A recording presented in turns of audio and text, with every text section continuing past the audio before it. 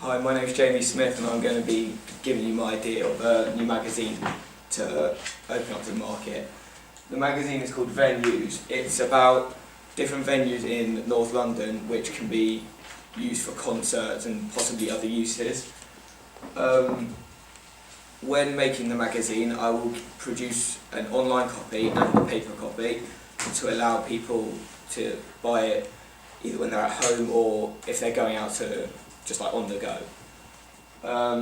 In the paper magazine only, there will be a QR code on one of the pages which will allow the customer to be able to either get a quiz or get some extra information depending on what the magazine is about that week. The genre of the magazine is not specific to anything. It's because with a venue-based magazine, it's hard to specify it to one specific genre.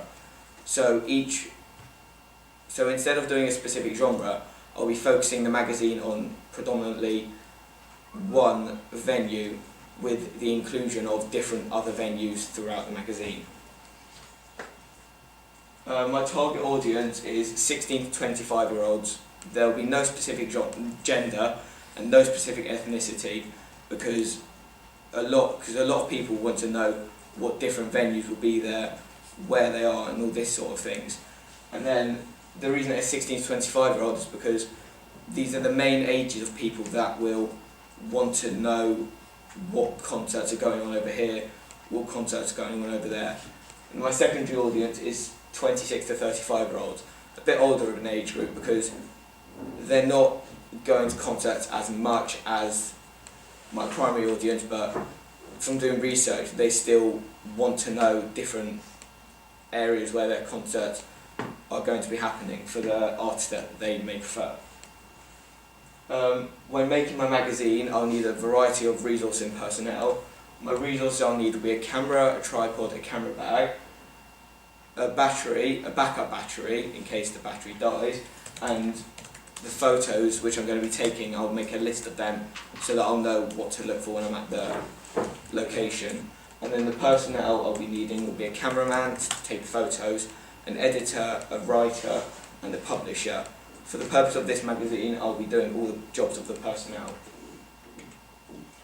With the magazine, I mentioned before there'll be one paper copy and one online copy. The paper copy will be £5 a month and it will be £63 yearly. This allows the customer to make either one big subscription if they know they'll want to read it every month, or go to the shop and buy the monthly copy just once. And the online copy, which is a bit cheaper, will be £3.99 monthly and £50 yearly for the same reasons. To be able to get awareness of the magazine out, I'll be creating a social media page on social media websites such as Facebook and Instagram.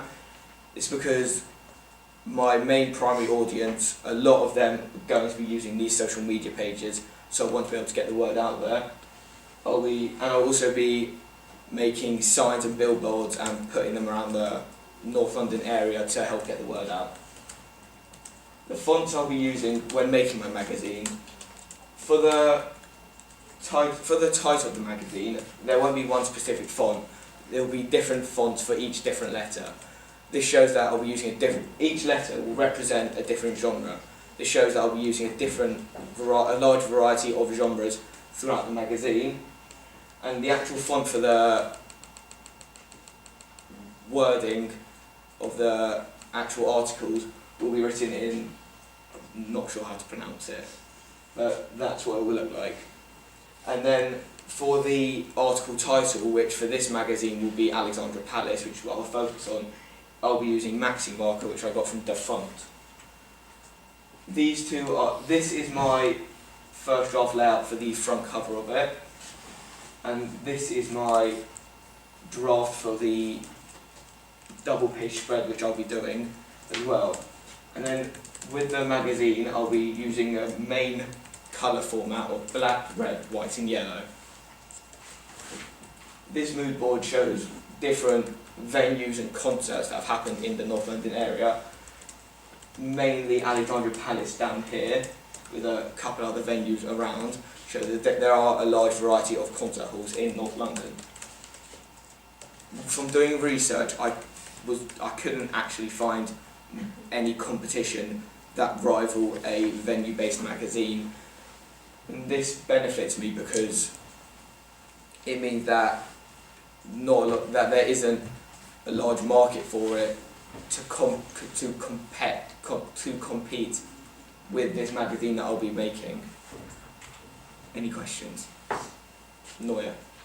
Do you not think that because there's no, although it might be advantageous at the beginning, the fact that there's no competition for your specific magazine, could that not be like a problem, trying to like bring it up and like... The fact there's no competition won't really be that much of a problem, because it means that people that are looking for this sort of a magazine will now have a option to buy this sort of a magazine, which then means, yeah. Alex? Do you not consider magazines like Time Out that cover venues and other things going on, as well as ticket retailers like StubHub that advertise upcoming gigs for all genres competition? Do you just not consider them competition? So I don't consider them as competition, it's just that those are going with the ticket sales as well and other sections of the music industry.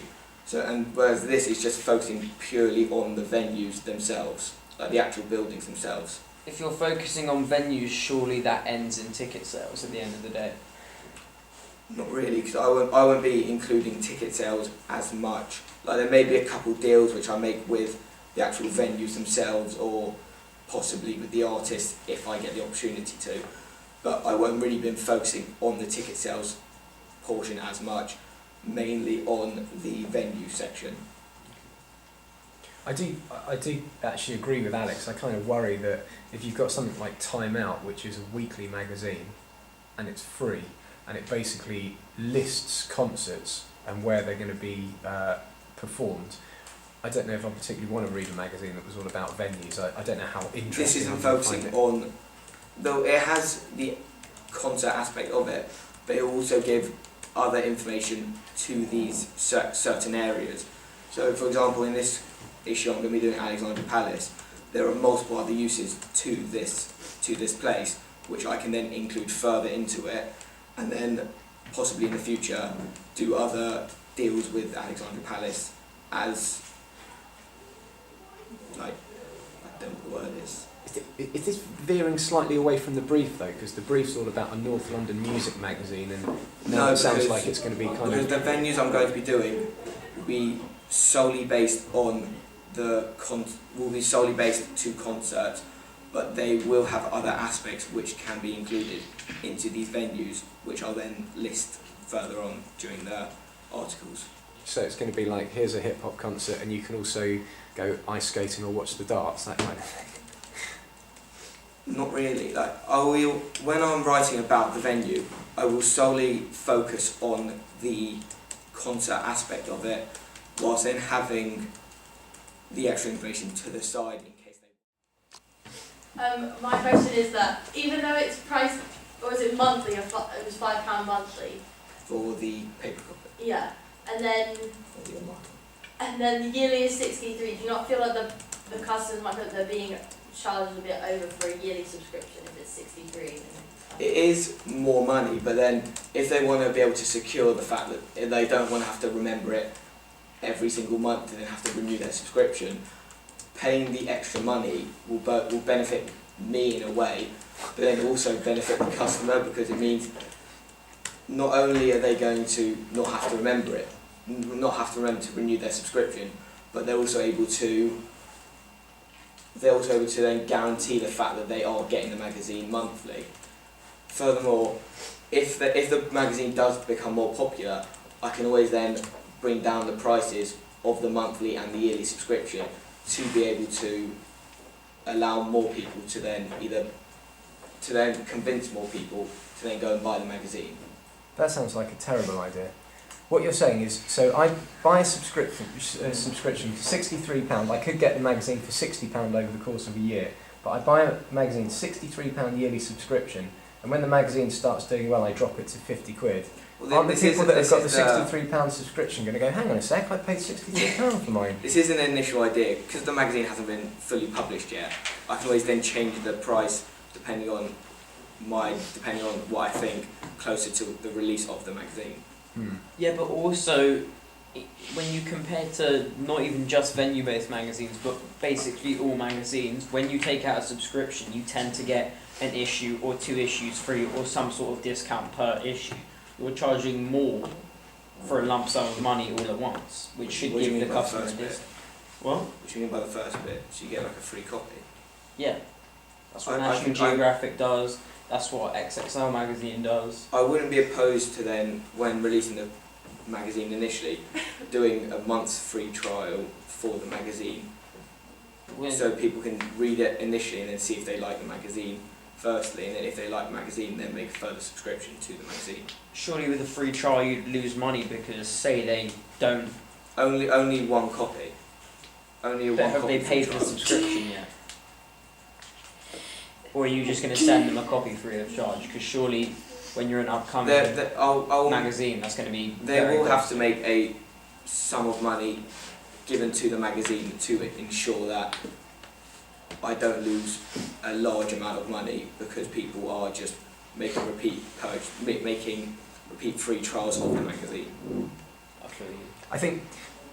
I think sort of in conclusion, this is an area of your I need to work. proposal that you need a bit of work done on it.